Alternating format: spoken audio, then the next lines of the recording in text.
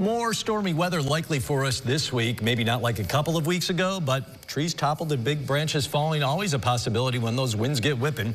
Joining us now to help us learn how to rate the risk of our trees, what they pose, and what to do about it, Cornell Cooperative Extension certified arborist Leanna Nugent. Leanna, thanks so much for being with us. Really appreciate it. No problem. So the past couple of weeks, we've certainly seen a lot of trees go down. How much was it? High wind, old trees, diseased trees, just plain weak ones, or really just that combination of all those things at the same time? Yeah, so regardless of age or condition, any tree is going to go down if the forces applied to it exceed its structural capacity. That being said, the majority of the trees that go down from storms are generally the result of decay or some other structural defect. Okay, so that takes us to the next question. How do we start rating their risk? Like, what are, I guess, maybe those first simple things you can go out and look for that doesn't need to be you don't need to be a certified arborist like you to see? Sure.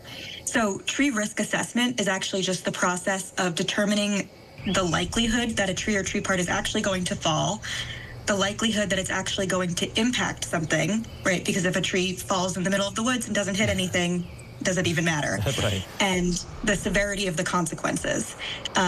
So the things that we're looking at are, what kind of structural defects does the tree have? Are you seeing major areas of decay? Are you seeing roots missing, large hanging branches, cracks, cankers, things like that? Those are more likely to cause a tree to fail. And then we're looking at, if that tree does fail, what is it going to impact? Is it going to hit a person? Is it going to damage property? Or is it going to disrupt an activity? Those are what we call targets. Gotcha. And so it's very important that when you're looking at the tree or tree part, it actually has a target that it's going to impact. And then if it does impact that target, what are the consequences? Are they going to be severe? So when we kind of start looking at that and we come up with a little risk assessment, what do we do now? What do you do? You call a professional essentially to come over and take a look if you think it's that severe of a risk? I would always recommend, if you're concerned about your tree, to call a professional.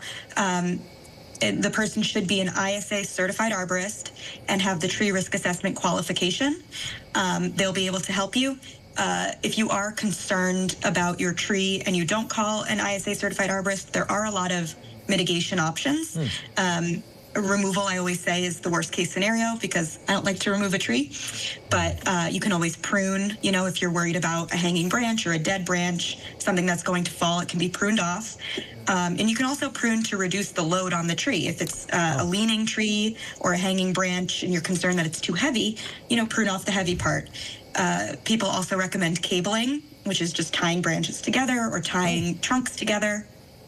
And you can also amend the site to make conditions better for the tree. Maybe the tree is suffering because it has poor soil or some other site condition. So there are a lot of options before you actually go and remove the tree. Interesting. And that's what I was going to ask you, because I'm sure getting in and removing a tree is both quite expensive and it's quite a project. So there are a number of things. So I want to make sure I'm clear. So what would be my first step? I got to go out and take a look and I say, I don't like the looks of this, or it matches a couple of things we talked about earlier in the interview. Do I want to get a hold of you?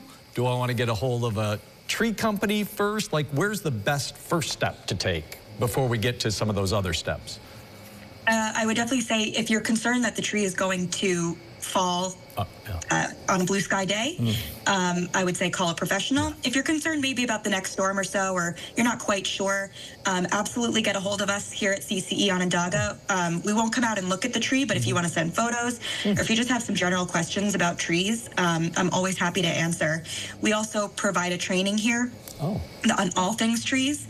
So if you're interested in learning more about tree health or tree risk assessment, or even tree ID, which can help you assess which trees are more weak-wooded than others, we teach all of those things here. So, proactive steps. Great resources. Cornell Cooperative Extension of Onondaga County, certified arborist Leanna Nugent. Leanna, thanks so much. Great information there.